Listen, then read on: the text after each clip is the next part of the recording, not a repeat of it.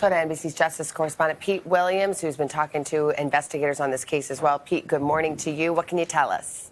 Well, you know, Carrie's right. That's not the end of the road, because it would have been the last point that any packages from the region went through before they left Florida. So the chore now is to figure out which post office fed the pipe bomb envelopes to that center.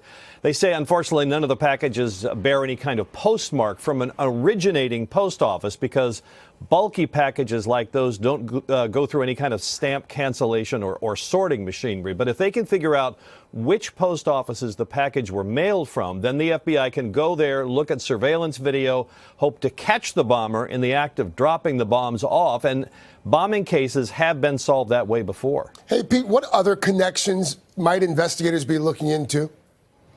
Well, Florida is a focus for a couple of reasons, not just the ones that Carrie was talking about, but because of tips from the public and other leads. So federal agents are actually starting to interview people there who might have important information to share. And one line that they're chasing, they're looking at any people who had grievances with Congresswoman Debbie Wasserman Schultz. Now, the bomber put her office address on the packages as the return address, obviously phony one, and investigators wonder if there was some specific reason for that. And one other point here, it's now been nearly 24 hours since the most recent packages were found, the ones addressed to Joe Biden, so there is some hope this morning that the total number of devices is 10, but of course they can't be sure about that. Perhaps a sliver of good news there. Pete, thank you so much there.